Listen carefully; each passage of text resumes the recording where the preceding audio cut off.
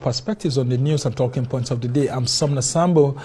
And now President Bola Tinubu says he takes full responsibility for the economy of the country and is assuring Nigerians that he's working to lead Nigeria towards economic and social prosperity.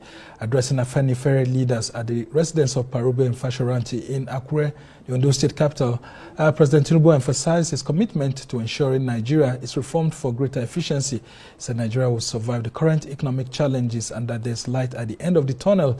On reforming Nigeria, President Tinubu said his task will be to ensure fiscal and true federalism. And of course, earlier today in Lagos, he was very hard on the labor unions, especially the NLC, stating that the NLC was getting political at some point, and if it wants to contest elections, it should wait till 2027 and not join the opposition against his government. Well, for more on this, I'm now being joined in the studio by Paul Ibe, who is special advisor to former Vice President Atiku Abubakar. Thank you so much, Paul, for joining us. Happy New Year. Same to you.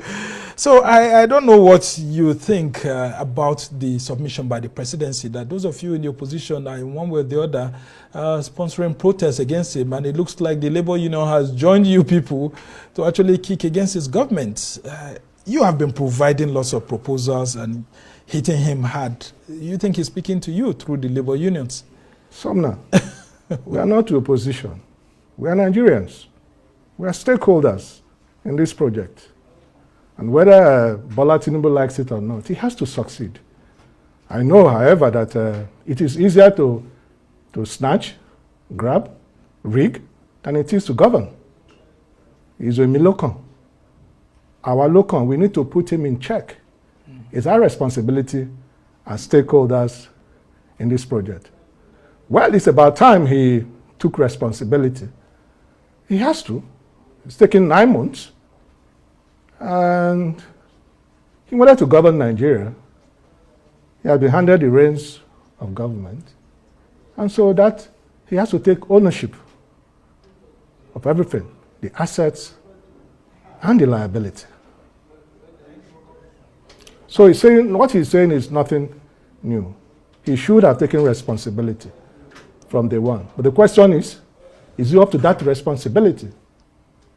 Well, governance is a very serious game. That's what we've seen.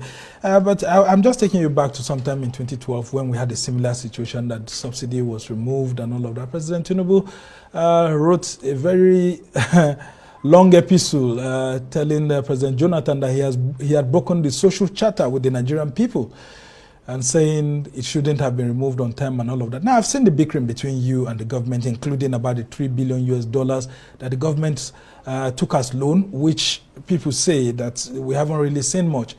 As you try to provide economic alternatives through your submission, the government also tries to say that it looks like you're not seeing things the way they are in the government. So how do you, how do you see that perspective? Prophet TINUBU, before he became President TINUBU, was speaking about this time in 2012 in the episode that you referred to. Because there was nothing in that letter that could not be situated in 2024. You know, so, I mean, we've been waiting for the magic, you know, that TINUBU had. The magic that led to his building Lagos. We forget that Lagos has been the federal capital for donkey years, has enjoyed resources, you know, infrastructure development. And so I wonder where, you know, the claim that he built Lagos, you know, came from. Now is the time for the hard work. Let him walk, you know, the talk. I mean, where are those magical things that were attributed to him? Where is his economic, so-called economic team? What we are seeing in the last 9 months is trial by error. Is the kabu-kabu kind of economic policy, where you pick passengers, drop them in Ojuelegba, change you know, course, start heading to Oshodi. That's what we have, you know, been seeing play out, you know, in the last 9 months. So nothing seems to have changed. But again, let us ask ourselves, you know, a question: what did Tinubu promise us? Tinubu promised that he was going to follow the path of former President Buhari, What was that part? Massive loan, taking of loan. We haven't taken loan to pay the interest on the loan, not the loan itself, not the principal. Yeah. Buhari was known for bigotry and nepotism, crass bigotry and nepotism. That's why we say, play out. Why must ministers and government officials of choice cabinet positions come from a section of the country? Aren't we done with that? We thought we had seen the worst of that during the Buhari era. But here we are. It's a continuation. It's a continuation of the Buhari policy. And do you think this government is overwhelmed? They're going to be overwhelmed. And what we're asking as the opposition is that they need to be very deliberate about the choices that they make, the policy choices. You see, our future, not about it. You should stop this scapegoatism. It reminds me of the animal farm of Napoleon and Squilla, who had a knack for blaming, now in this case, for everything that has gone wrong. No, the problem is it's inside of them. First of all, the cabinet that they have a lot of people there who are doing nothing, who don't have the set skills, other than the fact that they were there because of political consideration. Okay, they're asking us that, the elections are over. We should, but look at what TINUBU is doing, playing politics in 2027, speaking to NLC. That means that he's not prepared for even governance. That's because he says some of you are sponsoring NLC and protests against his government. maybe that was learned from the APC in 2012 during the what's it called? AC and them, 2013, 2014. Maybe they learned from them. And that was the era. You forgot what happened. They were calling a former president's wife, uncomplimentary names. What is it that they said in 2013, 2014 that is not playing out, today?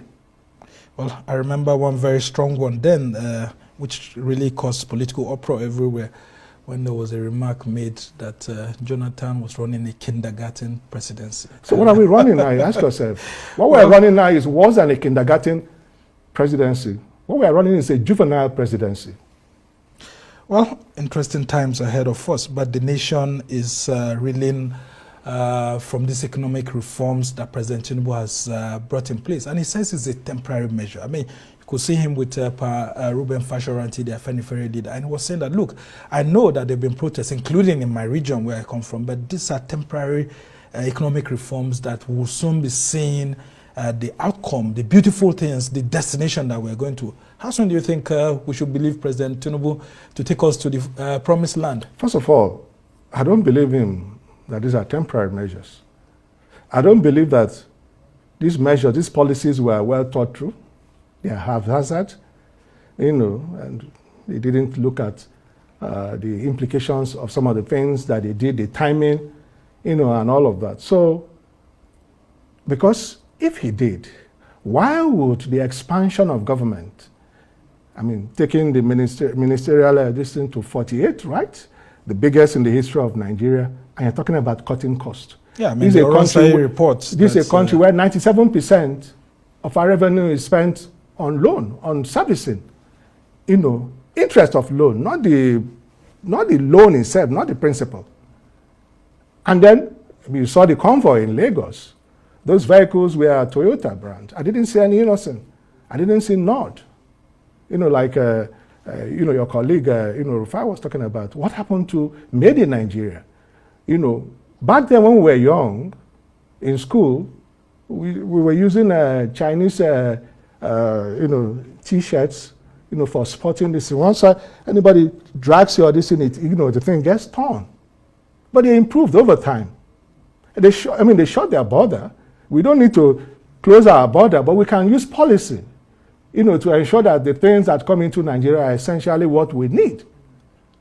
And these are money that you're borrowing.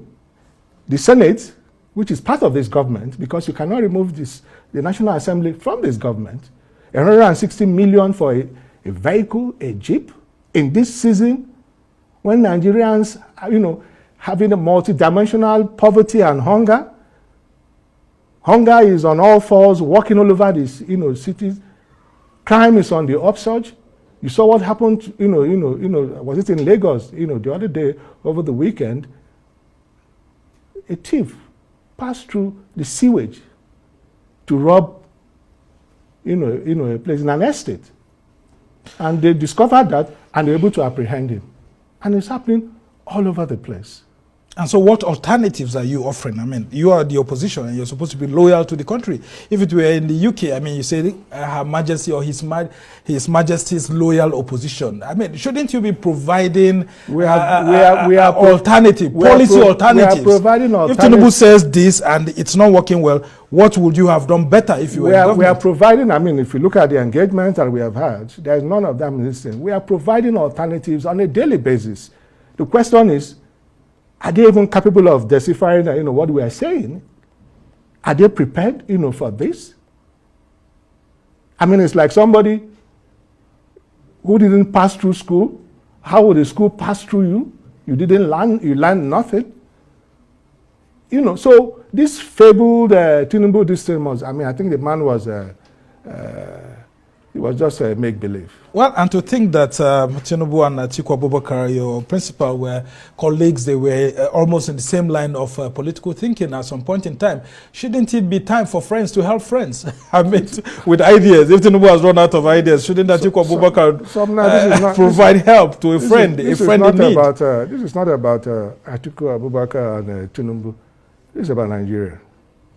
And I believe that, His Excellency Atiku Abubakar, as a patriot, has used all available, opportunities that he has to be able to pass, a message across. Listen, diversity, inclusiveness is a tool for national unity.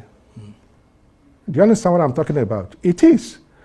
I'm tempted to conclude that there is a deliberate policy, which wasn't started by the TINUBU, then Buhari, to ensure that the southeast of Nigeria is, under perpetual, crisis.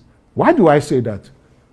Why is it that years after, Sunday Igboho just buried his, mother, he had the benefit of burying his mother. Nnamdi Kanu did not. He was in detention. So Sowore is free, man. The court has just struck out, the matter that the federal government took him to court. Colonel Dasuki became a free man about 2 years or thereabout ago. What is it that Nnamdi Kanu did that they didn't do? Or perhaps the reason why he's still in detention is that his name is Nnamdi Kanu. I'm not a supporter of separatist. I don't promote separatist agenda. But what is good for the geese is good for the gander. We must take cognizance of the fact that as long as Nigeria is one entity and we are one people, what applies to Sumner must apply to Paul Ibe. Otherwise, anybody that thinks they're going to ride on the back of others to achieve their agenda, as far as this Nigeria is concerned, like I'm saying, as long as we remain the country that we are, that person is, has something. All right, very well said. And of course, Buhari has said that that voting actually has consequences. So if the Southeast didn't vote for him, he felt that the Southeast was just a dot in the circle. When the elections are over, whether a group voted for you or not, whether an individual voted for you or not, you have a responsibility to them. He just said that he has a responsibility. And that responsibility includes to those who didn't vote for him. Well, that's for patriotic leaders, actually, people who want to build a nation. We must thank you so much. Paul Ibe is a special advisor to former Vice President Atiku Abubakar. And of course, he has been helping us to understand all the issues that have had to do with some of the statements by President Bola Tinubu. And of course, he says some of you in the opposition are sponsoring protests against his government. And so if it is true, well, we have a nation to run. So you all have to ensure that we become patriotic at some point. Protest. It's also a tool of patriotism.